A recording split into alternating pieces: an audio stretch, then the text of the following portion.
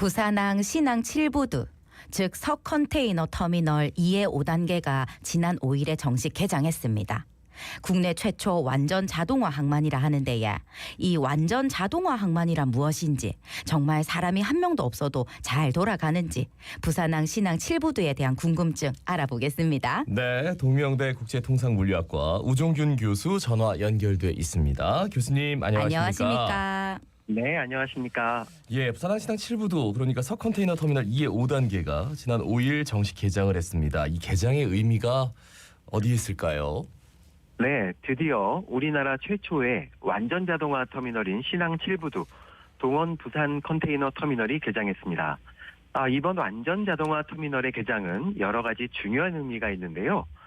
첫째, 우리나라가 세계에서 6번째로 완전 자동화 터미널을 운영하게 되었다라는 점입니다. 예. 부산항은 완전 자동화 터미널을 운영하게 되면서 경쟁이 치열하게 전개되고 있는 글로벌 그리고 동북아 항만 시장에서 높은 생산성과 효율성을 갖춘 항만으로서의 위상을 다시 한번 확보하게 됐습니다. 이는 최근 전기선사 얼라이언스 개편이 진행되면서 동북아 항만 간 국가 간 허브 항만 경쟁에서 유리한 경쟁 지위를 확보할 수 있다라는 점에서 큰 의미가 있겠습니다. 두 번째는 부산항이 높은 기술 수준을 확보하고 스마트 항만으로 성장할 수 있는 기반이 마련되었다라는 점입니다. 그간 부산항은 유럽, 중국, 미국 등 주요 대형 항만에 비해서 자동화와 스마트화가 늦어지고 있다라는 우려가 있었는데요. 예. 이번 완전 자동화 터미널의 개장을 통해서 부산항은 높은 기술 수준은 물론 스마트 항만의 조기 개발 가능성을 세계에 알릴 수 있게 되었습니다. 세 번째는 부산항이 이번 완전 자동화 터미널의 개장을 통해서 글로벌 스탠다드를 주도하는 항만으로 부상했다라는 점입니다. 최근 안전, 환경, 보안 등에 관한 국제 기준이 강화되고 있는 가운데 부산항은 완전 자동화 터미널의 개장을 통해서 가장 안전하고 친환경적이며 고도의 보안 시스템을 갖춘 첨단 항만으로서의 위상을 세계 시장에 자랑하게 되었습니다. 예, 여러 가지 중요한 의미가 있는데 부산항 신항 7부두의 규모는 어느 정도 됩니까? 네, 부산 신항 7부두의 총 규모는 140만 제곱미터, 즉 43만 평이고요. 예. 5만 톤급 선박, 즉 현재 세계 최대 규모인 2만 4천 TU급 선박 3척이 동시에 접안할 수 있습니다. 신항 7부두 동원 부산 컨테이너 터미널의 연간 하역 능력은 195만 TU입니다. 예. 그 완전 자동화 터미널 이렇게 이름을 짓는데 이게 어떤 의미입니까? 어떤 뜻인지요? 네, 완전 자동화 터미널이란 국가마다 항만마다 개념이 조금씩 다르긴 합니다. 네. 그러나 일반적으로 터미널 내에서 화물이 움직이는 전체 구간, 즉 안벽, 이송, 야드 운영을 무인화, 자동화한 터미널로 정의가 됩니다.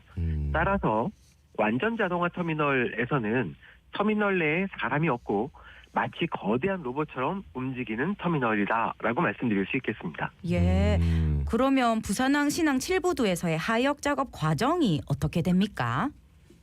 네, 일단 선박이 선석에 접안을 하면 예. 자동화 컨테이너 크레인이 컨테이너를 들어서 선석에 위치한 자동 이송 장비에 내려놓습니다. 그러면 자동 이송 장비는 탑재한 컨테이너를 컨테이너 보관 장소인 컨테이너 야드로 이송을 하고요. 예. 이때 야드에서 역시 자동화 장비인 트랜스퍼 크레인이 컨테이너를 들어서 계획된 보관 장소로 이동해서 컨테이너를 내려놓게 됩니다. 예. 반대로 컨테이너 야드에 있던 컨테이너를 반출한다거나 선박이 실을 때 요럴 때는 어떤 과정입니까? 네, 컨테이너 야드에 이제 장치된 컨테이너는 두 가지 종류가 있는데요. 하나는 이제 우리나라로 수입하는 컨테이너고 예. 또 하나는 환적 화물로서 다시 선박에 실리는 겁니다. 그렇죠. 수입 컨테이너의 경우에는 컨테이너 야드에서 트랜스퍼 크레인이 컨테이너를 집어서 트럭에 자동으로 실어주고 그리고 트럭이 게이트를 통해서 자동으로 나가게 됩니다. 예. 또한 환적 컨테이너는 트랜스퍼 크레인이 컨테이너를 들어서 다시 자동 이송 장비에 실어주면 이 자동 이송 장비가 선석으로 이동해서 자동화 컨테이너 크레인이 다시 컨테이너를 들어서 선박에 선적하게 됩니다. 이 모든 것이 이제 사람 없이 예. 자동으로 이루어지는 것입니다. 오. 그러니까 사람이 없다는 게 저는 한 가지 여쭤보시는 거예요. 원격으로 뭐 조종하는 사람조차도 없는 거예요. 아예 그냥 그게 거기에는 사람이 없는 거 알겠는데 어떻게 되는 거죠? 아닙니다. 그 원격 조종실에는 사람이 있고요. 있고 예. 실제 야드에 컨테이너 아. 터미널 내에는 사람이 안 보이는 겁니다. 아무래도 그러면은 좀 큰 컨테이너 왔다 갔다 하는데 좀 사람의 안전은 보장할 수가 있겠네요. 그죠? 그렇습니다. 그동안 이제 선박에서 크레인으로 컨테이너를 내리면 예. 이것을 이제 야드로 이동하는 것은 이제 사람들이 전부 다 서서 컨테이너를 검사하기도 하고 트럭에 실린 컨테이너를 안전장치를 걸어주기도 하고 이런 것들을 했는데요. 네네. 예. 여기서 이제 사고가 굉장히 많이 났었던 겁니다. 네. 예. 그러면 부산항 신항 7부두가 그러면 어떤 장비를 갖추고 있는 겁니까? 네, 부산 신항 7부두에는 컨테이너 크레인이 9기, 그리고 트랜스퍼 크레인이 46기, 그리고 자동 이송 장비가 60기 이렇게 투입이 되었습니다. 이 모든 장비는 이제 국내 기업에 의해서 개발되고 공급이 되었습니다. 예. 앞서 원격 조종실에는 사람이 있다고 하셨는데 몇 명이 있고 어떤 일을 하시는지 자세히 알려주시면 예.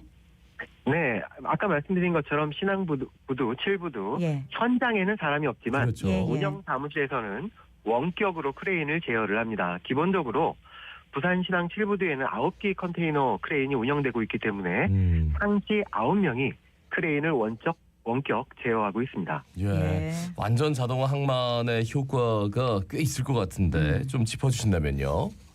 네, 앞에서 말씀드린 것처럼 완전 자동화 터미널은 예. 정교하고 신속하게 하역하고 선적 작업이 가능하기 때문에 효율성과 생산성이 크게 향상될 수 있고 매우 안전하고 친환경적이며 보안 수준을 크게 향상시킬 수 있습니다. 또한 이제 부산항 측면에서 볼 때는 부산항 7부두 개장을 통해서 연간 195만 TU를 추가로 처리할 수 있는 능력을 갖추게 되었습니다. 이에 따라서 부산항의 총 하역 능력이 약 9.3% 증가하게 되었습니다. 또한 24,000 TU급 초대형선이 기항할 수 있는 능력이 향상돼서 동북아 경제권의 허브 항만으로서의 경쟁 우위를 점할 수 있게 되었습니다. 또한 지역 경제 측면에서는 물동량 증가에 따라서 물류 산업의 매출과 부가가치 창출이 발생될 수 있고요. 자동화 하역 장비의 기술 개발, 생산 능력 향상에 따라서 다양한 부가가치가 창출돼서 지역 경제 활성화에 크게 도움이 될 것으로 생각이 됩니다. 예. 저는 이제 좀 민감한 문제인데 그렇게 되면은 그 항만 노동자 분들은 일자리를 좀 잃게 되는 것 아닌가. 여기에 대해서는 늘 이제 항만 자동화 하면서도 얘기가 있었거든요. 그런데 어떻게 진행이 되고 있는지도 살짝 여쭙고 싶습니다. 네, 그렇습니다. 자동화의 항상 큰 문제점은 인력이 일자리를 잃는다라는 것인데요. 네네. 예. 지금 7부두 개장을 할 때는 항만 노무 공급권을 갖고 있는 항운노조가 이제 일자리를 이제 90% 이상이 잃게 되었습니다. 이에 따라서 해수부와 7부두를 운영하고 있는 이 동원 산업은 네. 이분들에 대한 어떤 보상이 이루어졌고 그 다음에 이 부두에서 지속적으로 일하고 싶은 분들에 대해서는 완전 자동화 터미널에 관련된 운영 기술을 교육을 시키고 예. 그 중에서 일부는 네. 이 자동화 부두에서 일할 수 있도록 조치가 된 것으로 알고 있습니다. 그러나 항상 부족하거든요. 예. 그렇기 때문에 예. 여기에 관련된 계속 어떤 지원책이나 대응이 필요합니다. 예, 맞습니다. 그러면 부산항 신항 7부두의 최종 목표가 어찌 될까요? 네, 해양수산부는 이번 부산시장 7부두 개장을 시작으로 향후 개발하는 모든 터미널은 완전 자동화 터미널로 개발한다고 발표를 했습니다. 그러나 해양수산부의 최종 목적은 역시 부산항을 스마트 항만으로 개발을 하는 겁니다.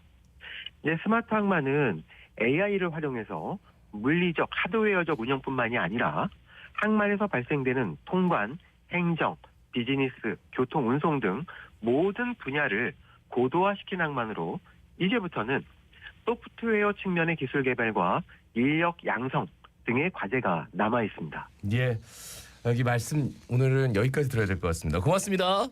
네, 감사합니다. 네. 감사합니다. 동명대 국제통상물리학과 우종균 교수였습니다.